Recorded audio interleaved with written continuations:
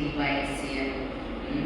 तो DYS होने के बाद आपसे लोग कुछ सवाल पूछेंगे, आपको जवाब आना चाहिए। कई बार होता है हम IITians तो हो जाते हैं, लेकिन सिंपल भी कोई सॉकेट ठीक करना हो तो नहीं कर पाते। तो this is not good IITian। वैसे आप DYSCN तो बन गए हैं, लेकिन कुछ बेसिक चीज़ें हैं जो ये कोर्स खत्म होने तक आपको आ जानी चाहिए। मंगलाचरण किसको किसको याद है? अगली बार मैंने एक छोटे सा प्राइज में अभी इस बार लेकर आई थी अपने पॉकेट में कि जो मुझे मंगलाचरण सुनाएगा उसे मैं वो प्राइज दूँगी। तो अगली बार कौन सुनाएगा मुझे? जो है तो आप लोग भी पार्टिसिपेट कर सकते हैं। किसी को प्रभुपाद प्रणाम मंत्र याद है? इट्स वेरी सिंपल, 4 लाइन का है, ज़्यादा मुश्किल नहीं है उसको याद करना। अब ये गाना अगर ट्रेंड में आ जाए ना तो 3 दिन में सबको याद हो जाता है। कई बार बच्चे जो गाना गाते हैं ना, उसका मुझे एक वर्ड समझ में नहीं आता, लगता है कि वो याद कैसे हुआ, इतना अनअंडरस्टैंडेबल गाना याद कैसे हो गया, लेकिन याद हो जाता है because you people have sharp memories, fresh memories. So fill your fresh memories with something which is fresh, ever fresh, not with the stale things. जगह तो इतनी है, अगर स्टेल भर दिया तो फ्रेश के लिए जगह नहीं बचेगी। इसलिए अपनी मेमोरी को, अपने ब्रेन को अच्छी चीज़ों से भरिए। That will help you. हम जब छोटे थे मम्मी को भी डर लगे तो क्या करना? हनुमान चालीसा हनुमान चालीसा बोलने से डर चला जाएगा क्या? या जो सामने से मुसीबत आएगी तो वो चली जाएगी क्या? हाँ, ऐसा हमें विश्वास नहीं। देखो कोई व्यक्ति ऐसे किसी लड़की को छेड़ रहा है और पेट्रोलिंग पुलिस उधर घूम रही हो और अचानक सायरन बजे, क्या होगा? जो छेड़ रहा है वो डर जाएगा और जो छेड़ रहा है वो कसम मजा आएगा। she will be happy कि चलो पेट्रोलियम पुलिस घूम रही है से उसको देख के बड़ी प्रसन्न हो जाएगी कि देखो ये मुझे छेड़ा था, शराब मुझे घर तक छोड़ देंगी, आपको सेफ घर तक छोड़ देगा। क्या शिकार हो गई थी, बहुत छोटी सी हम तो पूरा ग्रुप उसको ढूंढ रहे थे और एक पुलिस वाले के साथ बैठ के मजे से बातें कर रहे थे। छोटी सी थी, so she was safe because police वाले के साथ। तो ऐसे ही हमारे जो मंत्रास है ना, ये पापियों के लिए पुलिस का सायरन है। अगर आप इसे बजाते हैं ना तो आपके आसपास से चले जाएंगे। रिसेंटली एक घटना मैंने से की, उस घटना में हम देखते हैं कि कैसे एक व्यक्ति फॉरेन में प्रचार कर रहा है, डिस्ट्रीब्यूशन कर रहा है। तो एक बैड बॉयज़ का गैंग आया, उससे बोला तो हमारे लोग तो घूम रहा है, ये सब क्या कर रहे हैं? अब मेरा ये मैच की वो होते हैं, सन की होते हैं, बेवजह की लड़ाइयाँ होती हैं, बेवजह की मारपीट, ड्रग्स देते हैं, ज़्यादा उनमें समझ नहीं होती है, उनका माइंड बहुत प्योर नहीं होता है, तो जो उनको नहीं अच्छा लगता है उसको मार डालते हैं। सनकी लोग होते हैं, सीरियल किलर्स होते हैं। तो ये जो बैड बॉयज़ का गैंग था बहुत खतरनाक था। तो उस लड़के को सबने मना किया तो उस एरिया में बच्चा, यहाँ का जो गैंग है वो बहुत क्रूअल है, किसी को तुझे इतना पीट देंगे तो तुझे हॉस्पिटल में एडमिट करना पड़ेगा। पर उसका पैशन था, उसका प्रेम था प्रभुपाद के लिए, तो किताबें लेकर घूम रहा था। तो ये ज्ञान उसके पीछे पड़ा, उसको कि तू यहाँ पर किताबें बचा बेवजह। तो वो बेचारा डर गया और भागा, वहाँ से भागा और ये ज्ञान उसके पीछे पीछे भागा और एकदम डेड एंड पे सामने उसको दिख रहा था कि कुछ नहीं है, डेड एंड है, अब मैं और आगे नहीं भाग सकता। तो वहाँ बैठ के आँखें बंद करके जोर जोर से नर्सिंग उसको दिलाने लगा। तो ब्रह्म विष्णु जल सोचा मरना तो है, तो कम से कम भगवान का नाम लेके मरूंगा तो कम से कम अच्छा कुछ गति प्राप्त होगा। तो ब्रह्म विष्णु जल ने आँखें खोली, तो उसे मारने नहीं आए मेरे को, क्यों नहीं मारने आए? इसने इधर उधर देखा, कोई खाली, सोचा कमाल ये कैसे हो गया, मारने नहीं आया मुझे। बेचारा डरता डरता इधर उधर देखता देखता मंदिर पहुँच गया से। कुछ दिनों के बाद वो गैंग मंदिर आया और मंदिर में आके मारेंगे, सबके सामने पीटेंगे मुझे, तो बाहर उसमें रुको, एक सवाल का जवाब चाहिए, मारूंगा नहीं मैं, मुझे कुछ पूछना है। बोले हाँ, कौन सा मंत्र जपते हो? बोले क्यों? बोले बस पूछना है। तो उस दिन तो मेरे पीछे तो आ गए थे, मारा तो नहीं मुझे। बोले जब तुम वहाँ बैठे थे ना तो तुम्हारे ऊपर एक शेर खड़ा था और वो हमें देख के घुरा रहा था, हम सब बहुत डर गए। और वो शेर डिवाइन लग रहा था, ये ऐसे तो वो जंगल वाला शेर नहीं लग रहा था, ऐसे लग रहा था वो प्रोटेक्टिंग पावर है जो तुम्हें सेव कर रहा है। ये घटना अभी की अभी से तो मैं इतना डर गया, हम सब भाग गए। हमें भी सीखना है वो जो तुम चाहते हो, हमें भी प्रोटेक्शन चाहिए। सो mantras are our protectors. मंगलाचरण is our connection to the जप to the परंपरा। जब हम मंगलाचरण करके बैठते हैं ना कुछ सुनने के लिए तो हमारा वायर कनेक्ट हो जाता है इलेक्ट्रिसिटी बोर्ड से। कहते वायरिंग तो हो गई है तो लाइट क्यों नहीं जल गई? अरे अभी कनेक्शन नहीं मिला है। किसका कनेक्शन नहीं मिला? इलेक्ट्रिसिटी बोर्ड का कनेक्शन अभी नहीं आया। तो जब वो बाहर से कनेक्ट करेंगे ना तब हमारे पूरे घर में लाइट जाएगी। तो ये मंगलाचरण हमारे गुरुओं के बीच में, हमारे भगवान के बीच में, और जो बह रही है ज्ञान की नदी, हमारा उसके साथ कनेक्शन है। बत्ती नहीं जलेगी, दिमाग की बत्ती जलाओ, फोटो से नहीं जलेगी, मंगलाचरण से जल सकती है। तो हम सब मंगलाचरण याद करने की कोशिश करें। अगर आप एवरीडे बोलेंगे ना मुझे पक्का पता है आपको 7 दिन में याद रहेगा। शाम हो रही मैं एवरीडे बोलने की बांग्लादेश में या सीन कितना क्योटिक चल रहा है, तो उसमें अभी हरे कृष्णा स्पीकर ने प्रोटेस्ट भी किया लेकिन और ऑन स्ट्रीट्स। बट अगर हम अच्छा काम करते हैं, लास्ट ईयर 2.4 लाख लोगों को खाना खिलाया पर फिर भी वो लोग हमें मार रहे हैं। देखो पता क्या है, ये सत्य के साथ हमारा सीधा सीधा क्या बोलते हैं सामना कि ये भौतिक जगत ऐसा ही है। कहीं हम ये ना सोच ले कि हम भक्ति कर रहे हैं तो हम वेल प्रोटेक्टेड है, हमें तो कोई छू नहीं सकता भैया।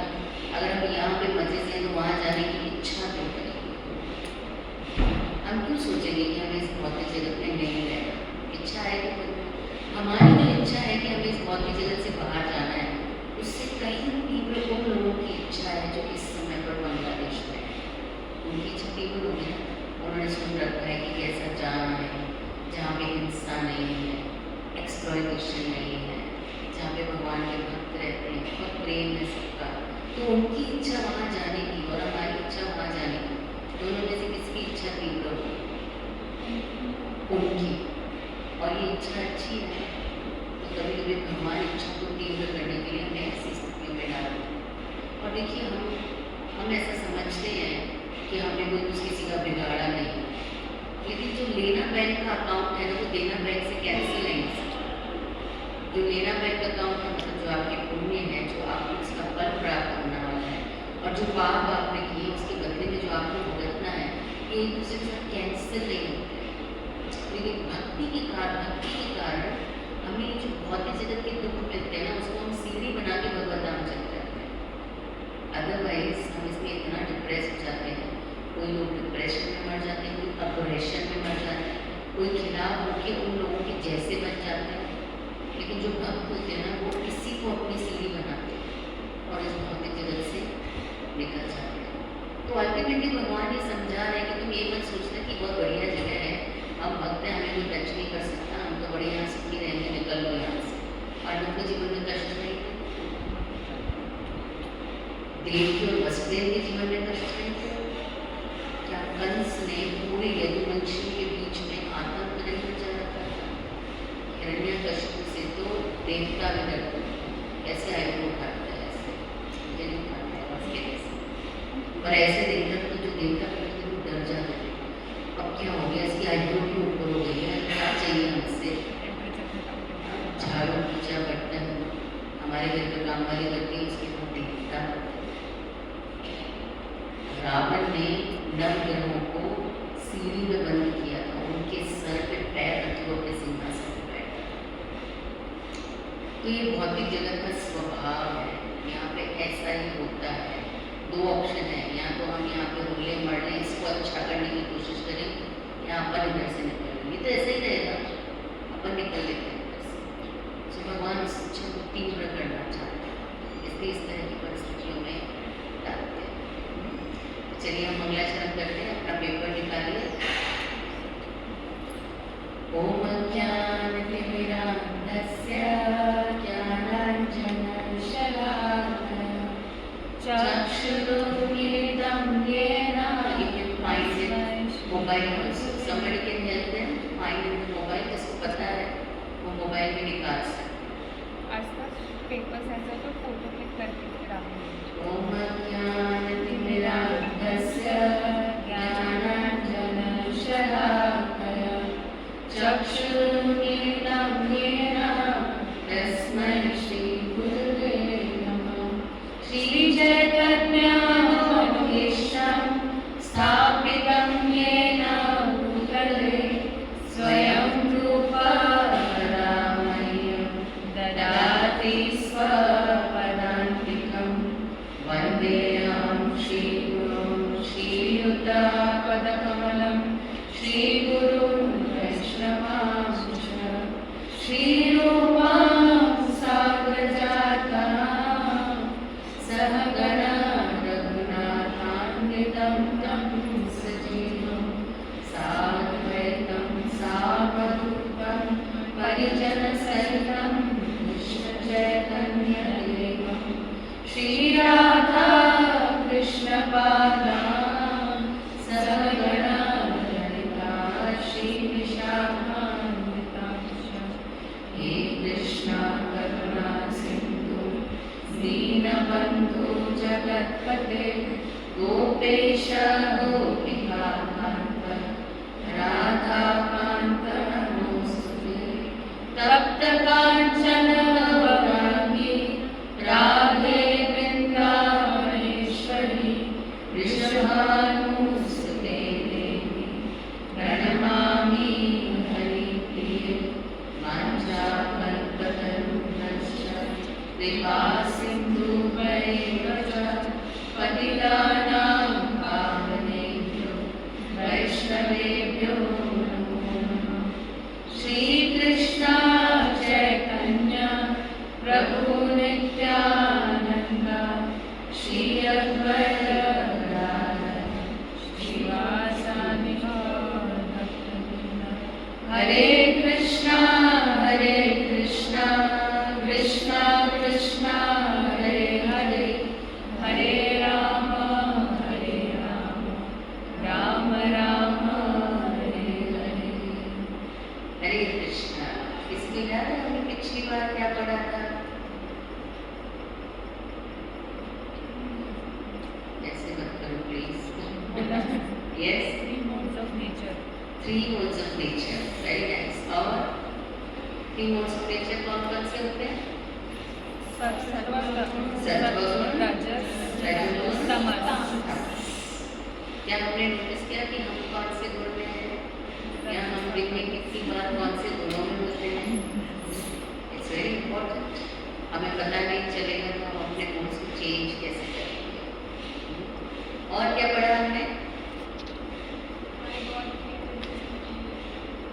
इतना गंदा, जहाँ पे इतने दंगे होते हैं, लोग इतने खराब हैं, भगवान ने क्यों बनाया ऐसा जगह? क्या आवश्यकता है? दुनिया बना लेता, पाकिस्तान बांग्लादेश बनाने की क्या जरूरत है? तो हमने पढ़ा ये एक रिफॉर्मेटरी सेंटर है। कौन सा बच्चा है मुझे कहा है पूछने के लिए कि जो लास्ट में कंक्लूजन था वो मुझे समझ नहीं आया कि भगवान ने अपनी जगत क्यों बनाया। ताकि हम उसमें रिफॉर्म हो सकें, हमारी डिज़ायर्स रिफॉर्म हो सकें। जैसे हम तेल जब निकालते हैं तो उसको रिफाइंड किया जाता है ना? रिफाइंड करके यूज़ करने का, रिफाइंड का अच्छा होता है लेकिन रिफाइंड किया जाता है। तो इस भौतिक जगत में भी कच्चा माल है ना, जो हमको रिफॉर्म किया जाता है, डिज़ायर्स को रिफॉर्म किया जाता है ताकि हम अच्छे लोग बन के यहाँ से निकल सकें। अच्छे लोग बनेंगे तो इस दुनिया को भी सुधारेंगे और अपना आने वाला कल भी सुधारेंगे।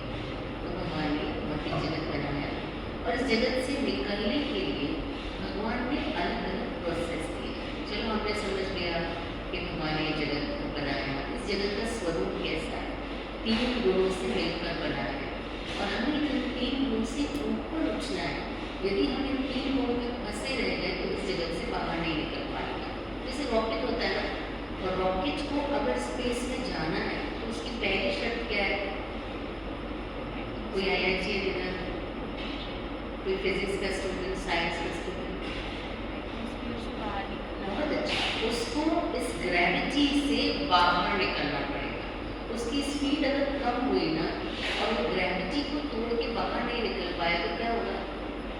वो वापस नीचे आ जाएगा, सारे पैसा पानी, सारी मेहनत पानी। सो उसको इतनी स्पीड से बाहर जाना है, वेलोसिटी इतना होना चाहिए कि वो उस ग्रेविटेशनल फोर्स को तोड़ के स्पेस में जा सके। सो सिमिलरली अगर हम भी इस भौतिक जगत से बाहर जाना चाहते हैं तो हमें इतना रिफॉर्म होना होगा कि हम 3 गुणों की इस ग्रेविटी को तोड़ के बाहर जा सकें। इसके लिए कुछ प्रोसेस होना चाहिए। जैसे रॉकेट बनाने का एक प्रोसेस होता है, रॉकेट बनाने के लिए कुछ वैज्ञानिक होते हैं, उन्होंने एक प्रोसेस बनाया है, कितना वेलोसिटी हो, कितना वेट हो, कितना मास हो। तो ऐसे इन 3 गुणों से निकलने के लिए हमारे लिए तो कोई प्रोसेस होना चाहिए। हम अगर अपने आप को रॉकेट समझें तो ऐसा कौन सा प्रोसेस है जिससे हम इन 3 गुणों की वेलोसिटी को, ग्रेविटी को तोड़ सकते हैं? तो भगवान ने अलग अलग प्रोसेस दिए, अलग अलग प्रोसेस को दिए।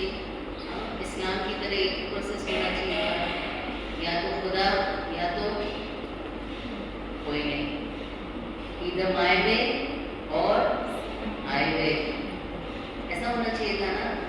नहीं, it is very cruel and God is not cruel, God is not impractical. भगवान ने अलग अलग प्रोसेस दिए क्योंकि हम सब अलग हैं, हम सबकी इच्छाएं अलग हैं, हम सबका अडेप्टेशन अलग है ना? जैसे किसी को साइंस पसंद आता है, किसी को बिल्कुल समझ नहीं आता, किसी को लगता है कि आर्ट, सारी दुनिया आर्टिस्टिक होनी चाहिए। देखो भगवान ने कितनी सुंदर आर्टिस्ट्री सब जगह बिखेरी है। एक ही दुनिया को एक फिजिसिस्ट फिजिक्स की दृष्टि से देखता है ना? परफेक्ट फिजिक्स लॉ काम कर रहा है, गैर को हमेशा ऊपर टेकते, हमेशा नीचे आती है। फिजिक्स का लॉ कभी नहीं टूटता, लेकिन एक आर्टिस्ट इस दुनिया को फिजिक्स की दृष्टि से नहीं देखता, आर्ट की दृष्टि से देखता है। कितनी सुंदर फूल, कितनी सुंदर पत्तियाँ, प्रकृति अपने आप को हर 6-8 दिन में खुद को रिनोवेट कर देती है। नहीं, एक सुंदर आर्टिस्टिक गैलरी बन जाती है। लेकिन एक म्यूजिकल व्यक्ति दुनिया को म्यूजिक की दृष्टि से देखता है। देखो सुनो जरा, इतनी अच्छी चहचहाहट पक्षियों की, झरनों की आवाज़ सुनो। आपको पता है जिसको बहुत एंजाइटी होती है उसको झरने की आवाज़ सुनने से एंजाइटी चली जाती है। तो वो पूरी सृष्टि को रातों में बसा हुआ देखता है, हर सृष्टि के हर पहलू को संगीतमय देखता है। एक गणितज्ञ हर चीज़ को गणित की दृष्टि से देखता है। भगवान ने अद्भुत बुद्धि बनाई है ना? सो भगवान ने सबके इंटरेस्ट के लिए यहाँ पे कुछ न कुछ बनाया। तो भगवान ने इसी तरह कभी गीता में हमारे रिफॉर्मेशन के लिए अलग अलग प्रोसेस दिए हैं। प्रॉब्लम में मिल गई। सो इसलिए भगवान ने योगास दिए। भगवत गीता में डिफरेंट टाइप ऑफ योगास दिए। क्यों डिफरेंट टाइप ऑफ योगा? क्योंकि हम सब अलग अलग हैं। तो योगा एक्चुअली क्या होता है? पहले ये देख लेते हैं कि योगा क्या नहीं होता है और आजकल योगा की क्या परिभाषा है जो वास्तव में योगा है नहीं। मैं आजकल योगा क्लास जा रही हूँ, मेरा वेट अच्छा खासा कम हो गया है, फिगर कितना अच्छा हो गया। This is not yoga, I was a yoga teacher, meeting मुझे यहाँ से जाना। So yoga is not for shapely body. ये योगा का पर्पस नहीं है, ये योगा का बाय प्रोडक्ट है। अगर आप योगा करते हैं आप स्वस्थ रहेंगे फिजिकली, लेकिन ये योगा का पर्पस नहीं है कि मुझे सिर्फ फिजिकली फिट होने के लिए योगा करना है। क्यों? क्योंकि मैं फिजिकली फिट हो जाऊंगी तो पिज़्ज़ा खा खा के मोटी हो गई थी, अब पतला होना है ताकि फिर से मैं पिज़्ज़ा खा सकूँ, फिर से वेट बढ़ गया है। बड़ा बच्चा है बेचारे, वनीश क्या नाम है इसका, विनेश फोगट, विनेश फोगट 100 ग्राम से मात खा गई बेचारी। 100 ग्राम ज़्यादा था तो बाहर कॉम्पिटिशन से, Olympics.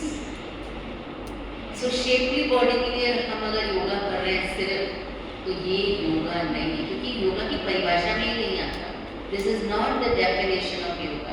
It is not just for good health, because yoga is not just good health. Yoga का मतलब नहीं है कि अच्छी सेहत मिले, yoga for kidney health, yoga for liver health, yoga for brain health. उसका brain किधर है कल उससे पूछो, क्योंकि yoga is not just for good health. Yoga to increase lifespan. हाँ, योगा करने से आपका जीवन लंबा होता है, लेकिन ऐसा बेकार जीवन जीना किसको है जिसमें कोई पर्पस ही ना हो। तो योगा जीवन को लंबा करने के लिए नहीं होना चाहिए, नहीं होता है। And yoga for supernatural power, ये तो हम सबको चाहिए, है ना, कि मैंने तेरी आँख में आँख डाली और मुझे पता चल गया तेरे दिल में क्या चल रहा है, इतना खराब, सारी दुनिया आपको बेकार लगने लगेगी, क्योंकि जो भी आपके सामने आपको मिला है बहुत गहरी लग रही है, तुम कितना अच्छा लगता है सुन के, लेकिन उसकी आँख में लिखा हुआ एकदम बकवास लग रही है। अच्छा है क्या कि इज इट रियली गुड? अलग अलग तरह की सिद्धियाँ हैं जो लोगों को परेशान करती हैं। मिली लोग सिद्धियों से परेशान हैं, they want to get rid of them, पर योग करके उन्होंने सिद्धि प्राप्त की, which is not the purpose of yoga, actual purpose of yoga. तो ये सब योग नहीं है, और इन सब के लिए योगा नहीं होना चाहिए। तो होना किसके लिए चाहिए? योगा का अर्थ क्या होता है? जैसे हम कहते हैं, आप हिंदी में नहीं पढ़े तो इंग्लिश में होता है 3+2 = 2, लेकिन नहीं आता 3+2 = 2, रस्ते में जाए वापस आवाज ही नहीं आ रही तो प्लस का मतलब होता है योग। संस्कृत में अगर बोलना होगा 3+2 = 5, तो बोलेंगे 3 योग 2 = 5। तो योग का मतलब होता है प्लस, जोड़ना, यूनियन। Make sense? योग का मतलब टू यूनाइट, टू ऐड, उसको जोड़ने को यूनियन कहा जाता है। अभी यूनियन किसके बीच में होनी चाहिए और किस भाव में होनी चाहिए? तो यूनियन होनी चाहिए प्रेम से। और किसके किसके बीच में कौन है भाई? 3 और कौन है? 2 जिनको मिलाना है, दैट इज लिविंग एंटिटी, मतलब जीव और भगवान। इन दोनों को मिलाने का जो प्रोसेस है उसे योग कहते हैं। लेकिन कई बार लोग योग समझते हैं तुम इधर से आई, मैं तेरी, तुम मेरा, दुनिया से क्या लेना, और हो गए एक, हम बने, तुम बने एक दूसरे के लिए और हम दोनों मिलके एक हो गए, मर्ज हो गए एक दूसरे में। This is not yoga. अगर हम दोनों एक दूसरे से मिलके मर्ज हो गए, 3 और 2 गायब हो गए, बचा क्या? 5। न 3 बचा न 2 बचा, नहीं, ये मैथमेटिक्स ठीक नहीं है। भगवान की भी सत्ता रहती है और जीव की भी सत्ता रहती है, और वो दोनों आपस में मिलते हैं। जैसे एक प्रेमी लड़का बोलता है, I love you so much, so I want to become you. तो क्या करेंगे? तू और मैं दोनों एक हो जाएंगे, न तू रहा न मैं रही। ऐसा होता है क्या प्यार? प्रेमी भी रहता है, प्रेमिका भी रहती है, और उनके बीच में लव कनेक्शन रहता है, जहाँ से लव का आदान प्रदान होता है, लविंग एक्सचेंज। इसे कहते हैं योगा।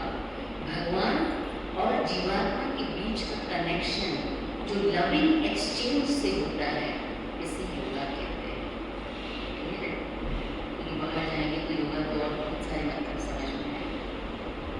तो फिर योगी कौन है?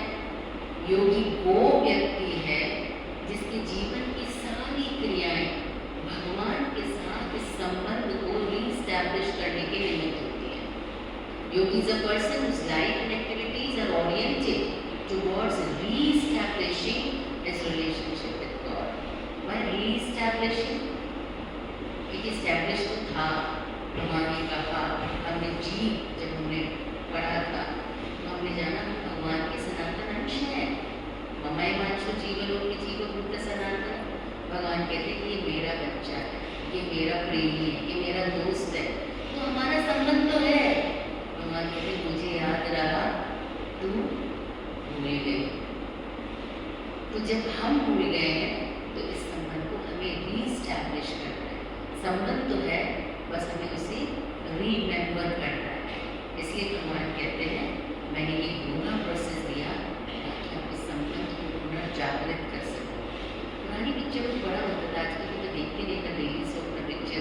लेकिन क्या कोई ऐसा सीन होता है जिसमें कोई व्यक्ति अपनी याददाश्त भूल गया है? होता है आजकल की सीरियल्स में ऐसा। हमारे पुराने ज़माने की तो आधी पिक्चरें याददाश्त चली गई।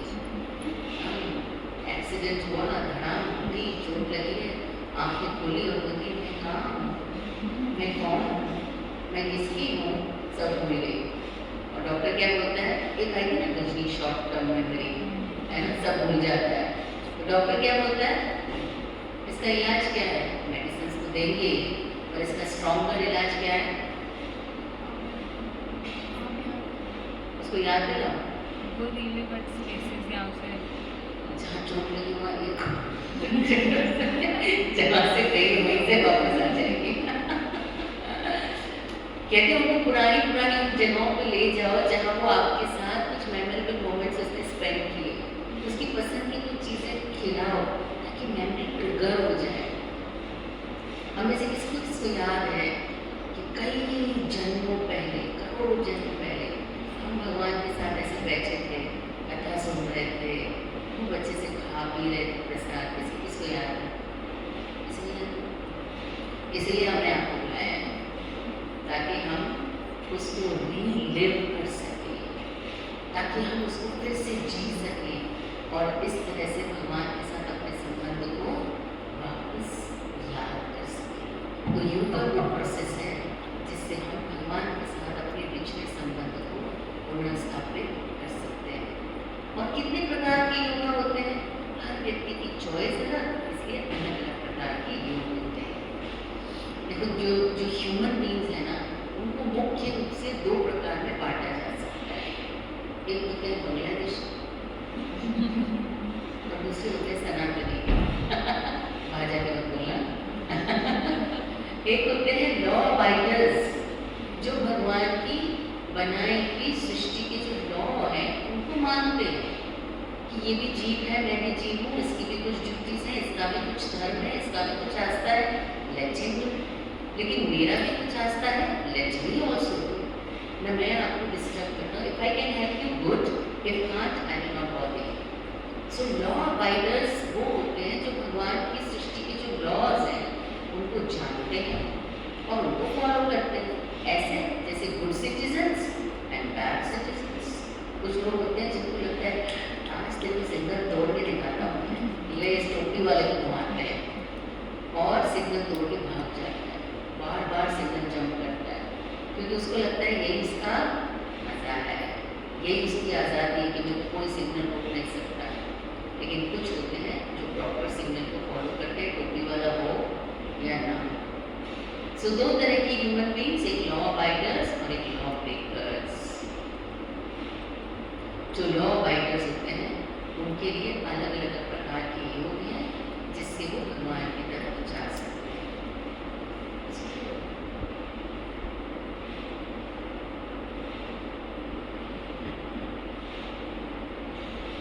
तो उनके सारे कितने सारे प्रोसेस हैं लॉ अबाइडर्स के लिए, जिनको हम आज सुनेंगे क्योंकि हम सब इसमें आते हैं कर्म। और जो होते हैं लॉ ब्रेकर्स, जो हार्ड कोर मटीरियलिस्टिक होते हैं, इनके पास जीवन में एक ही चीज़ है जो वो करना चाहते हैं, eating, mating, defending and sleeping. खा पी मजा कर, किसने देखा कल, किसने देखा दूसरा जन्म होता है, मेरे को खाया, मैंने मुझे जो समझ में आया मैंने वही किया, मैंने ज़िंदगी अपनी शर्तों में जी है, मुझे अच्छा लगा, अपने एंजॉयमेंट के लिए मैंने किसी के साथ रिश्ता बनाया, नहीं जमा तोड़ दिया, उसको कैसा लगा, मेरे को क्या पता, मेरे को अच्छा लगना चाहिए। I should enjoy my life, I should enjoy the fullest. एक श्लोक है शास्त्रों में जिसमें कहते हैं यावत जीव सुखी जीव ऋणकृत्वा बुद्धवीव। अरे जब तक जीतो ना सुख से जियो। भाई मेरे पास सुख से जीने के लिए पैसे ही नहीं तो कर्जा ले, EMI चुका देंगे, बैंक का खा जाएंगे, कर्जा लेके घी खाना चाहिए।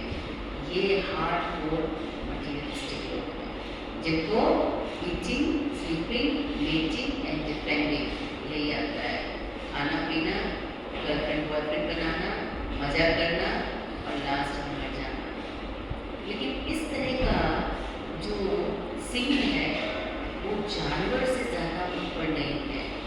क्योंकि एनिमल भी वही करते हैं, ईटिंग, स्लीपिंग, वेटिंग, डिफेंडिंग, हमसे बेहतर करते हैं।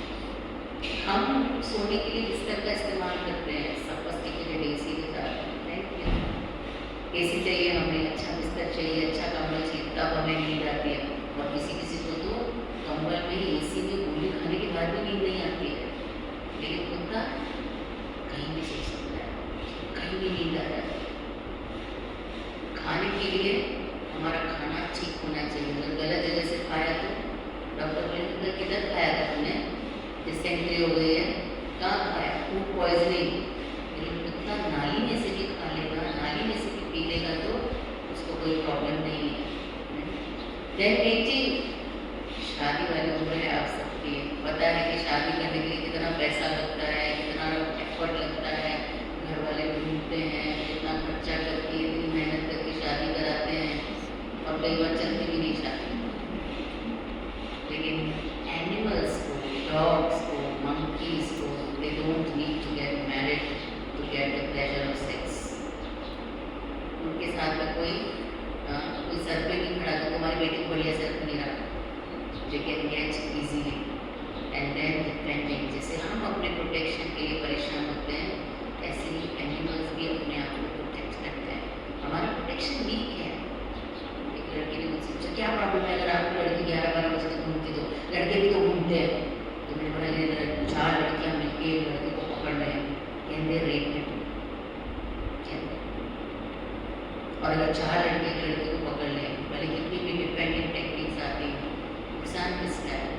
सो you are precious, you should protect yourself. So depending के अच्छे औजार हमारे पास है कि जानवरों के पास?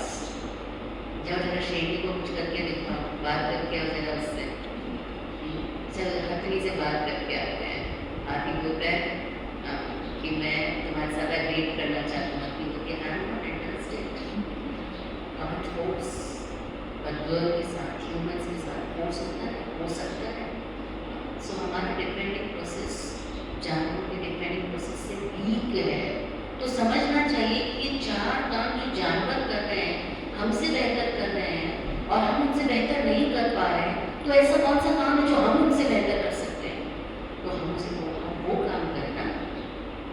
अगर मेरे पास फ्रिज है और मैं कब से केक पकाने की कोशिश कर रही हूँ, बार बार फ्रीजर में रखती हूँ, फ्रिज में रखती हूँ, केक पक ही नहीं रहा, इसका मतलब क्या है? फ्रीजर खराब है ना? नहीं, क्या खराब है? ये खराब है, इधर गड़बड़, अच्छा इधर है, पूछो ये क्यों नहीं पक रहा? अरे पागल है, इसमें आइसक्रीम जमती है, इसमें केक में पकता है। केक किसमें पकता है? ओवन में। मैंने फिर ओवन में 180 डिग्री सेट किया और आइसक्रीम डाल दिया। मैं सोच रही हूँ तो ठंडी नहीं हो रही, उबल उबल के बाहर क्यों आ रही है? We should understand we are trying to enjoy our best while we are unable to enjoy, because we are not in animal life.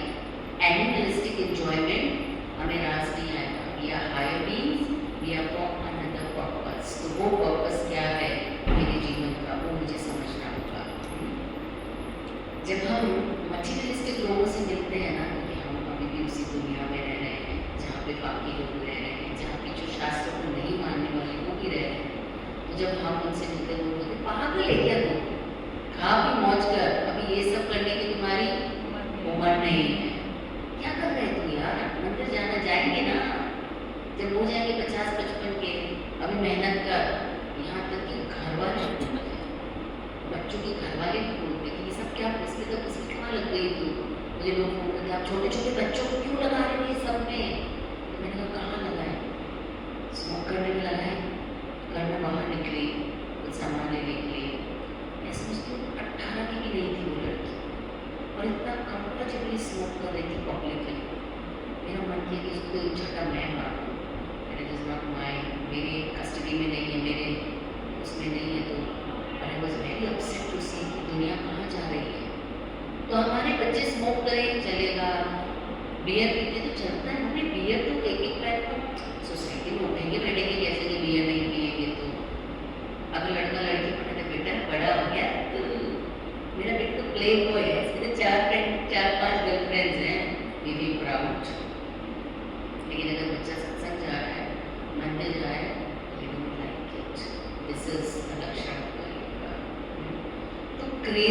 बात को लोग कहने ही वाले हैं।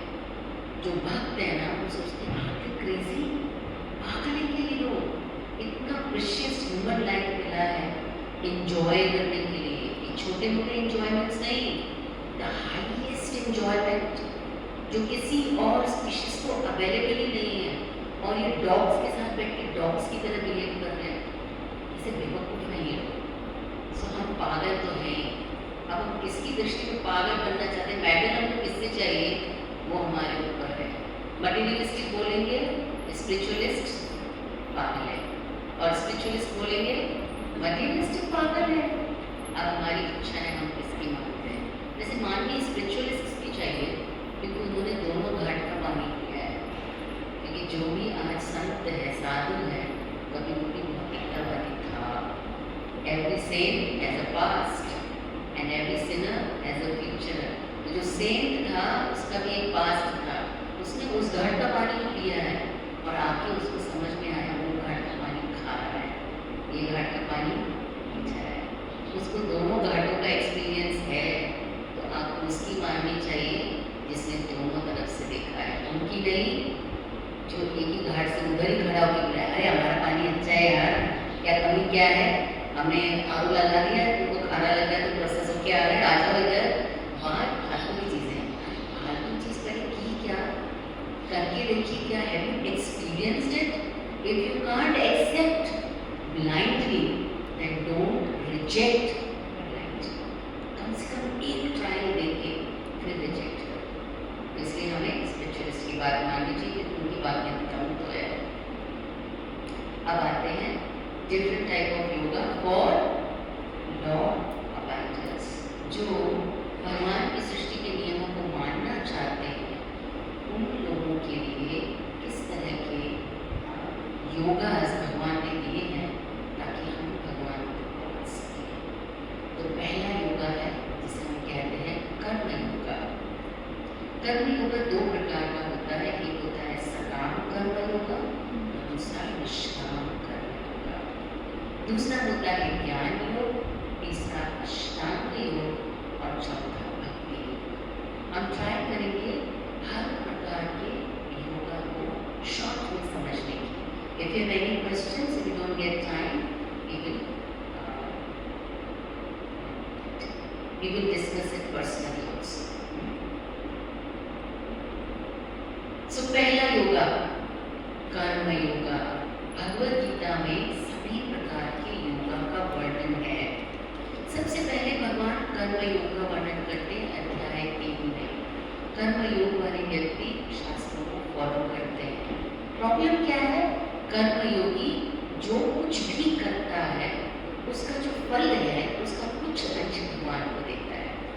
ये देखो भगवान आप ही ने सब कुछ दिया है। So as a thank note, as a grateful heart, मैं अपना जो मैंने कमाया, जो मेरी कमाई, ऐसा हमें लगता है जो मैंने कमाई मेरी कमाई, उसका कुछ अंश मैं आपको समर्पित करता हूँ। ऐसे व्यक्ति को सकाम कर्मी कहा जाता है। लाभ का कुछ अंश, जैसे समझो एक गार्डन है, उसका एक किसान है, उसका मैंगो गार्डन है, उसके मैंगो गार्डन में से खूब मेहनत की, उसने 100 आम इस महीने उतरे, तो 100 आमों में से 10 आम को भगवान को देता है। इट्स गुड, क्योंकि अपने हाथ कोट कमाई में से कुछ अंश भगवान को देता है। कहते दान करने से अगर आपने 10% डाला, आपको सैलरी मिलती है महीने की 20,000 और आप सोचते हैं कि ठीक है ना 200 रुपये भगवान के लिए, एटलीस्ट आई कैन गिव 1% और 10% and 1% I can give to lord. तो ये 200 रुपये देने से जो 20,000 रुपये हैं वो शुद्ध हो जाते हैं, प्योरीफाई हो जाते हैं। हमारा धन, हमारा मन दान करने से शुद्ध होता है। तो ये वो लोग हैं जो कम से कम शास्त्रों को मानते हैं, शास्त्रों के अनुसार जीवन जीते हैं, अपने अटैचमेंट को त्यागते हैं। उनको लगता है कि यार ये तो मैंने कमाए ना, तो मेरे पैसे हैं ना, 200 रुपये की लिपस्टिक तो आ ही जाएगी, मैं क्यों दाम दान बेचूँगी। लेकिन सकाम कर्मी अपने अटैचमेंट को थोड़ा सा छोड़ता है, अपने अटैचमेंट से ऊपर उठता है और कुछ हिस्सा भगवान को दान में देता है। और इस तरह से वो आगे आने वाले जीवन में विभिन्न ऐश्वर्य को प्राप्त करता ही है, अगला जन्म उसका एलिवेट हो जाता है। क्योंकि उसने कुछ किया है, इसलिए अगले